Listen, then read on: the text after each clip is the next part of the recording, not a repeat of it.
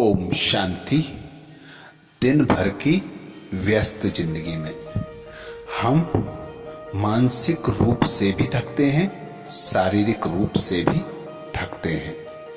तो अब सारी थकान भूलने के लिए आइए सुनते हैं नाइट स्टोरी, जिससे हमें कुछ शिक्षाएं भी मिलेंगी और शारीरिक और मानसिक थकान से भी मुक्त होकर मीठी मीठी नींद ले सकेंगे। आज की नाइट स्टोरी में सुनेंगे सुभाष चंद्र जी की एक ज्ञानवर्धक कहानी। कहानी का नाम है हाजिर जवाबी से अधिकारी हुआ लाजवाब। नेताजी सुभाष चंद्र बोस की देशभक्ति और त्याग भावना से सभी परिचित हैं। इसके अतिरिक्त वे बचपन से ही अत्यंत मेधावी थे। अपनी शैक्षणिक संस्थाओं में वे प्रायः अग्रणी छात्रों में रहते थे और उनके अध्यापक भी उनके ज्ञान व ग्रहण क्षमता से प्रभावित होते थे। साथ ही सुभाष चंद्र बोस हाजिर जवाब भी थे। किसी भी बात का तत्काल जवाब देने से वे कभी नहीं चूकते थे। जटिल से जटिल प्रश्नों का उत्तर उनके पास होता था और त्वरित गति से वे जिज्ञासाओं का समाधान करते थे। एक बार वे ICS की परीक्षा में बैठे। उन्होंने लिखित परीक्षा में बहुत तैयारी से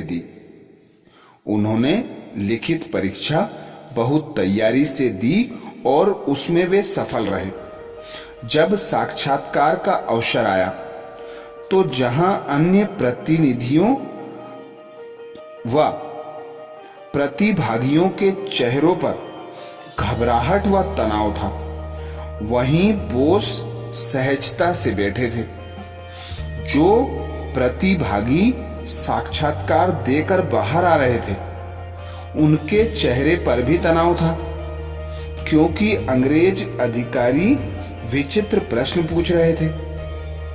जब सुभाष चंद्र बोस अंदर गए तो एक अंग्रेज अधिकारी ने अपने हाथ की अंगूठी उतारकर उनसे पूछा, क्या इस अंगूठी में से निकल सकते हो?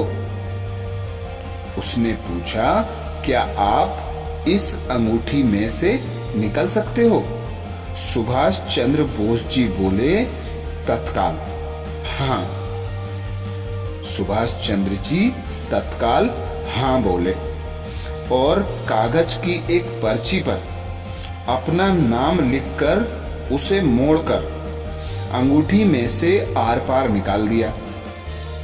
अधिकारी उनकी त्वरित बुद्धि पर दंग रह गया और बोस साक्षात्कार में सफल रहे।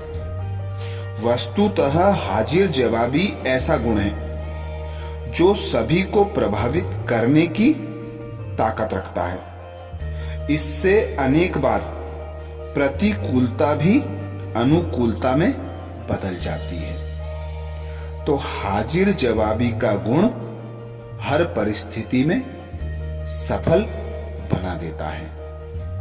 हाजिर जवाबी हम जब ही बन सकते हैं जब हमारी बुद्धि साफ स्वच्छ हो, सदा व्यर्थ से हम मुक्त रहते हों, पर चिंतन पर दर्शन से हम मुक्त रहते हों।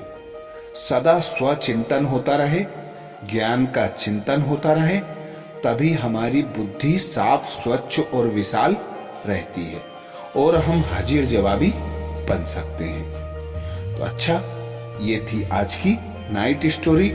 Good night. कल फिर नई स्टोरी के साथ मिलेंगे। ओम शांति।